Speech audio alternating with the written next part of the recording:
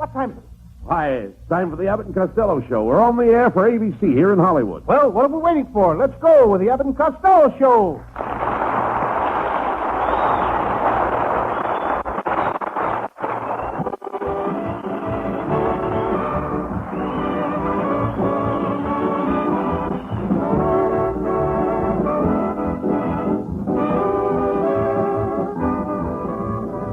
Yes, it's the Abbott and Costello show, produced and transcribed in Hollywood for your listening pleasure with Susan Miller and Danny Malnick's orchestra.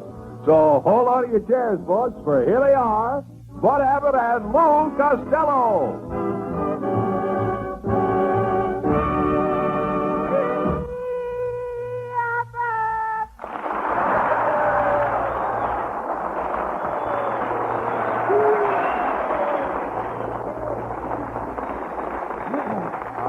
All right. What's all the yelling for? Huh? What's all the yelling for? Well, Abbott, I got a brand new job now. I'm going to be on the radio the rest of the summer. Oh, no. You know, the government controls the radio stations in Russia. Mm-hmm. They don't have any commercial programs over there. Yes, I know. Over there, even does can't do anything until it hears from Joe.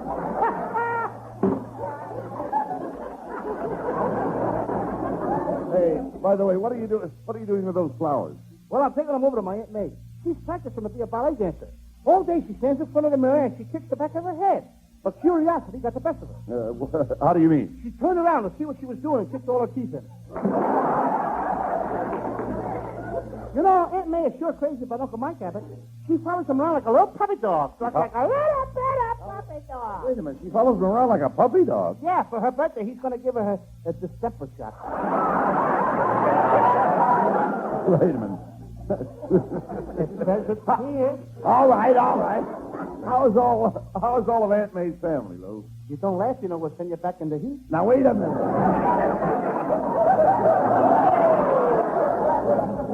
I asked you, Lou, how's all of Aunt May's family? Oh, they're all swell except my cousin Monotonous.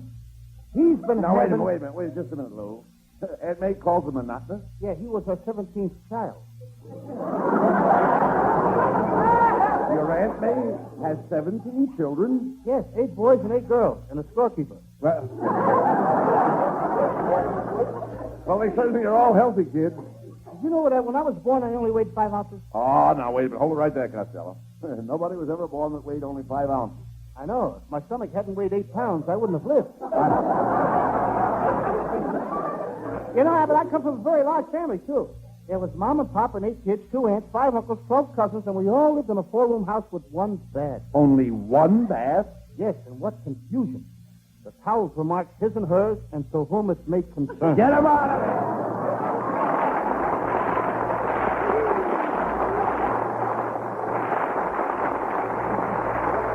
Yes, the boys are on the beam tonight, and they'll be back on it in just about 1 minute. But first, let's hear this. Go for the House. It's the exciting Wednesday night show that gives 7 couples an opportunity to win a wonderful honeymoon house. A house that will be built for them on a suburban lot right in their own hometown. Yes, that's right. A brand new house to suit the dreams of any couple. The rules are simple. Each couple selects a room and begins to furnish honeymoon house. They have 7 questions, and as they answer each question correctly, a prize of some furnishing goes into the house. After the 3rd question, they can either take their prizes out of the house or they can go for the house. If they answer all 7 questions, then Honeymoon House and its furnishings become theirs. Listeners also have an opportunity to win a house. For complete details, don't miss Go for the House on the air tonight and every Wednesday night over most of these very same ABC stations. And now back to ABC's Abbott and Costello show.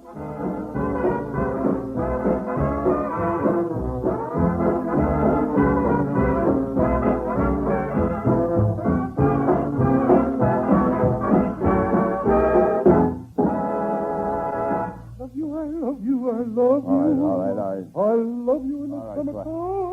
Quiet. I love you in the ground. Quiet, Costello. Yes, yes. What are you doing? Tonight I'm going to sing. For my first number, I will sing Nature Boy backwards. Nature Boy. Nature Boy backwards. Why? For people over 35.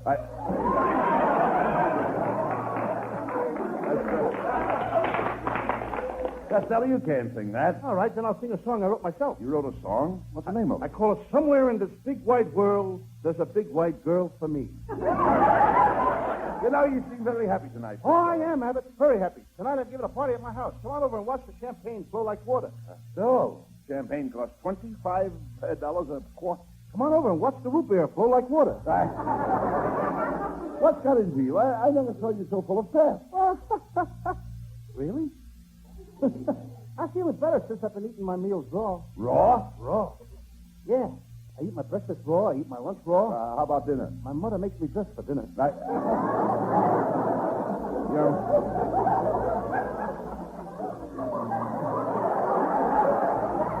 Costello, you couldn't be a big idiot if you tried. Oh, yes, I could, but I'm not a show-off. Oh.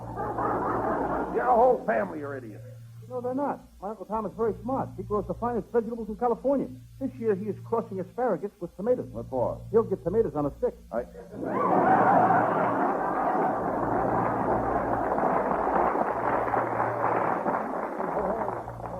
The trouble with your Uncle Tom is he drinks too much fluid. Yes, and when he gets loaded, he don't want to go home. Well, how does your Aunt Eva ever get him back into the house? Well, she takes him down to the front gate. She puts up 3 indoors. And when he staggers in for a drink, she nails him and puts him to bed. Your Aunt Eva ought to put him under a cold shower. Yeah? Uncle Tom thinks cold showers are silly. Why? Well, it's like standing under a chaser with no drink in his hand. And it ain't his fault that he drinks. He had a very sad childhood. Up until he was 16 years old, his mother and father fed him Strong Heart. You dope. Strong Heart is a dog food. Yes, they found it out one day when they discovered him under the porch scratching his ear with his hind leg. Doesn't your Aunt Eva ever get mad at Uncle Tom, Lou? No, she just laughs. My Aunt Eva's a lot of fun. She's a regular circus. She's a circus? Yeah, she's just as big as a tent, acts like a clown, chatters like a monkey. She's always parading down Main Street. Hello, boys. Well, look, Costello, it's Susan Miller.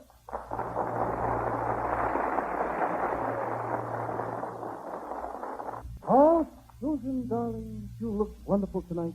How do you feel? I feel all right today, but last night I had the hives. Mm-hmm. So I thought of Gregory Peck, and that cured me of the hives. Don't you ever think of me?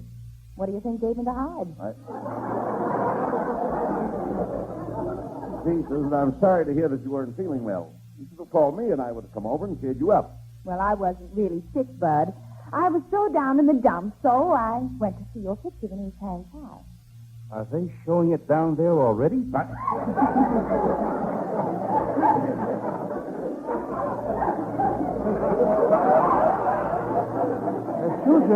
Susan, how about you and I stepping out tonight? Not tonight, Costello.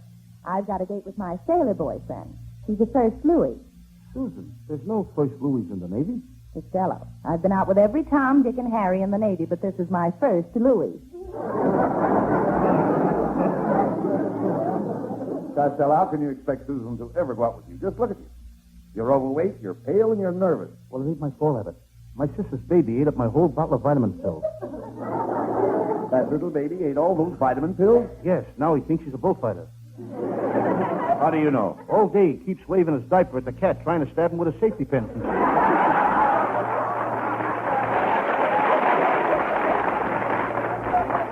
Pay no attention to Costello, Susan. Why don't you and I step out tonight? Not tonight, Bud. You see, I'm going to a government radio school. I'm learning to repair radios. A pretty girl like you learning to repair radios? Certainly. Gee, what won't those Democrats think of next? Susan, how would you like to come over to my house tonight and fix my radio? Listen, Crystal Seth, let's get this straight. You're not my type. What do you mean? Well, your dial is warped, your aerial's dragging, your AC is where your DC should be. And besides, you wouldn't know what to do during a brief pause for station identification.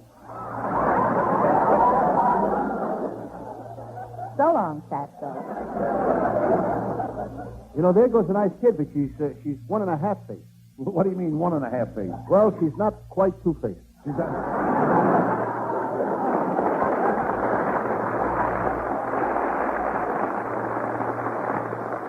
Well, just don't pay any attention to him, Costello.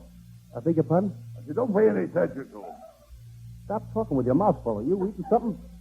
Yes, between meals I like to chew on something. I always eat almonds, pecans, and filberts. No wonder you're half nuts. I have to be careful what I eat, Costello. My food has to be grilled. Grilled? Who does that for you? My wife. You may not believe this, but she's the best griller in California. Your wife is a griller? Oh, certainly. As long as you brought it up, I think she looks like a baboon myself. Costello, I'm not talking about a griller. And the griller I'm talking about has nothing to do with monkeys. No, then how come she married you? Costello, you're thinking of a gorilla. I said my wife was a griller. Mm-hmm. A gorilla is a big, ugly-looking thing with little beady eyes, long hair, hairy arms, a flat nose, and a thick lower lip. That's her. That's her. No! How dare you make disparaging remarks about my wife? She's one of the most gorgeous women I ever met. Here's a picture I took of her Sunday in her bathing suit. Isn't she a dreamboat? Don't look now, Abbott, but her cargo has shifted. Get out of my way! I'm getting in here! Just a minute, mister. You can't go in there. There's a broadcast going on. Just a minute, please. What's all the commotion? My wife is in this studio with another man, and I intend to find her. Just a minute. Just a minute, mister. Cool off.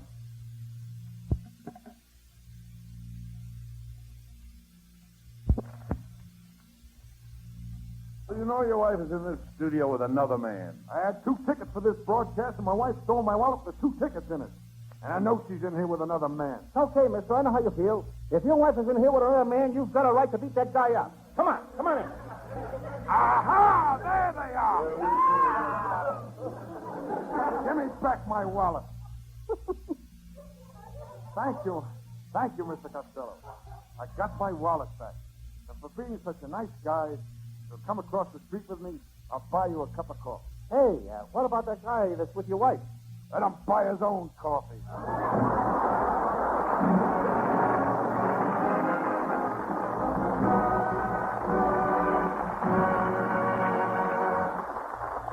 And as the plot thickens, we'll ring down the curtain on the nonsense just long enough to bring you this message. What a swell way to spend an evening, a Wednesday evening, that is, by listening to ABC's hit shows. One of them is the sparkling Star Theater. Yes, tonight and every Wednesday night, the lively, melody-filled Star Theater will be heard over most of these ABC stations. For melody, there's the popular and romantic voice of Gordon MacRae. And there's also the lass with the delicate air, lovely Evelyn Knight, who's famous for her special interpretations of beautiful folk ballads. But that's not all. You'll also hear the music of the Victor Young Orchestra and the Jeff Alexander Chorus. Here's a program everyone is sure to enjoy. The Star Theater, featuring Gordon MacRae, Evelyn Knight, Victor Young's Orchestra, and the Jeff Alexander Chorus. So be on hand when the Star Theater is on the air over most of these ABC stations tonight at 9 o'clock. And now back to ABC's Abbott and Costello show.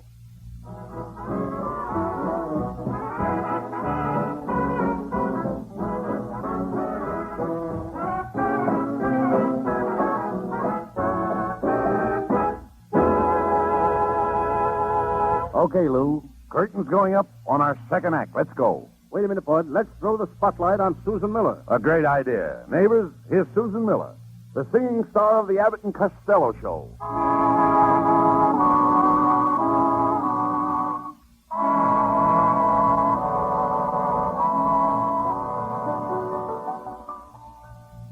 Here's to my best romance. Here's to my worst romance. Here's to my first romance ages ago. Here's to the boys I've kissed and the complete list. Here's to the boys who said no.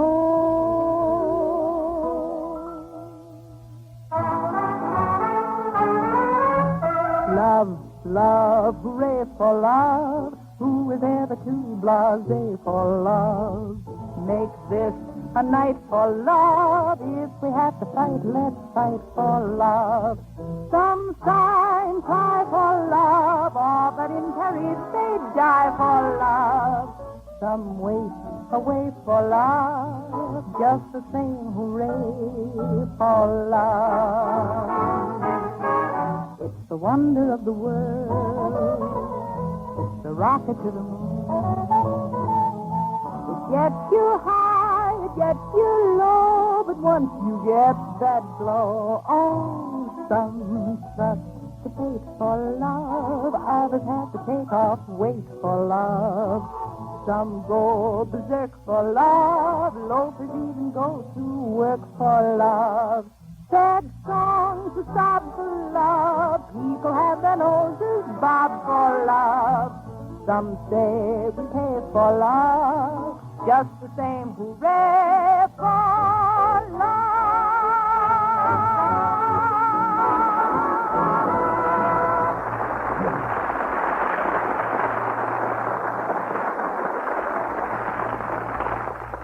Hey, Abbott, look, I got a telegram from one of our listeners. He heard me playing the part of Sam Shovel on last week's show. Well, what does he say? Read it. It says, Dear Mr. Costello, your playing of Sam Shovel, the detective, on last week's program was thrilling. I listened to your show with my ear glued to the radio. We'll be at the studio tonight to congratulate you in person. Mr. Costello, there's a man out here to see you. What does he look like? He's a tall, thin guy with a radio glued to his ear. Never mind him. Is there any more fan mail, Lou? Yes, here's a letter that says, Dear Lou Costello, I think you are the greatest comedian in the world. Your acting as Sam Shovel, the detective, last week was simply wonderful. I think you are the sweetest man in the world. I love you. Wait a minute. Who wrote that letter? It's signed C-O-U-E-R-S-O. How do you like that? I can't even read my own writing.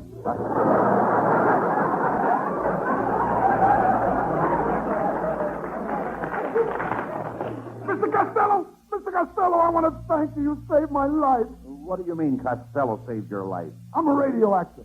I haven't worked in 6 years. I haven't eaten for weeks. I'm destitute. Last Wednesday night, I was about to end it all. I was about to throw myself under a bus. Then a car came by with the radio turned on, and I heard your program. You were playing Sam Shovel, the detective. And that saved my life. Listening to my program saved your life? Yeah, if a jerk like you can get away with that garbage, anybody can make a living.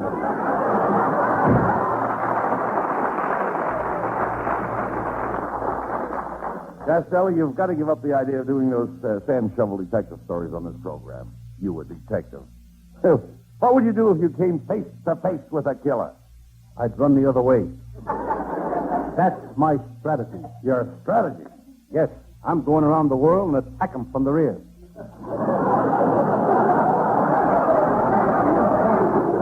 Well, suppose it was a girl crook. She's got big blue eyes and a gorgeous figure. Would you pinch her? Yes, sir. And I'd arrest her, too.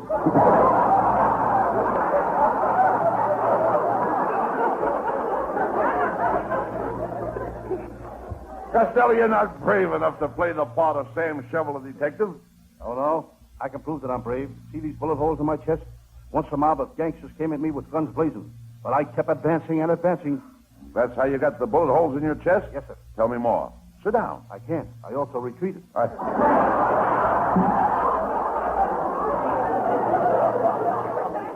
All right. There's no use arguing with you, Costello. If you insist on doing another episode of Detective Sam Shovel, let's get started. Come on. And now for our murder mystery, Sam Shovel, Private Detective. Yes, I'm Sam Shovel. Shovel it, Sam.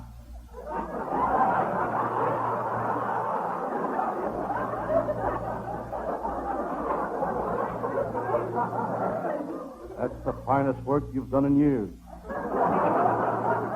First chance I've had to get on. I'm Sam Shovel, private detective. I'm sitting in my little office with my feet on the desk. Suddenly I notice my toes are slowly turning blue. Taking my feet out of the inkwell, I glance at the calendar. Suddenly I realize that I haven't slept in 14 days. But that doesn't bother me. I sleep nights.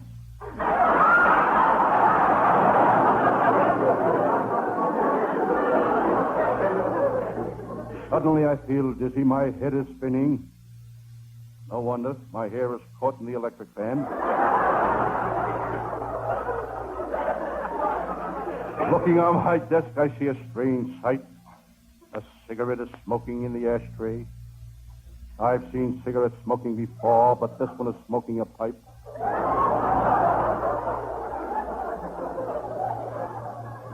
Suddenly, there's a knock on the door. The phone rang. Somebody is knocking on the phone.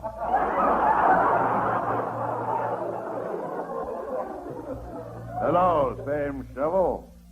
It's Detective Abbott of the Homicide Squad, the man who single-handed smashed the notorious Red Gang, Red Wing.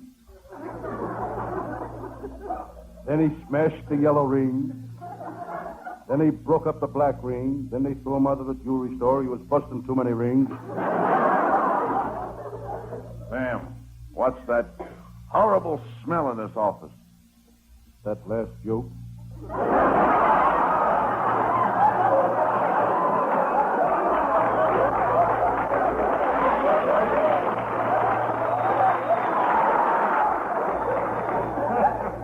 What's that you're reading, Sam? It's a new detective story called Double Murder at the Liquor Distillery, or When a Body Meets a Body Coming Through the Rye. Lieutenant Abbott, this next line is ridiculous coming from me to you. I'll accept it. I know you will. Lieutenant Abbott, can I offer you a drink? Don't mind if I do. Abbott took a couple of shots.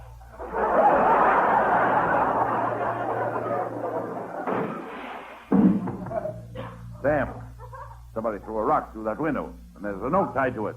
Quick, read it. Says for broken windows, call us, Excelsior Glass Company.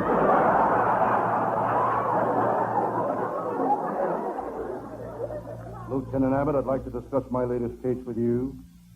Sit down on that swivel back chair. I don't see any swivel-back chair. Mm-hmm. Swivel must have taken it back.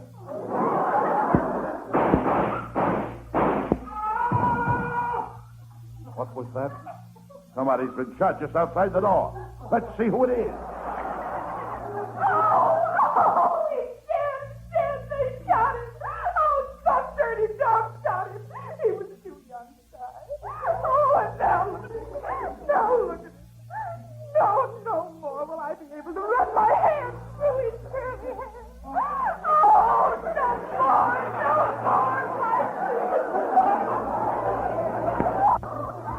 Oh, he's dead. Madam, I'm terribly sorry. I'm sorry. I'm really sorry your husband is dead. Oh, and tonight he was going to take me to the Palladium. But I'm sorry, madam, that your husband is dead. Don't worry, lady. You'll get another date. There's lots of other fish in the sea. Yeah, but how am I going to look dancing with a flounder?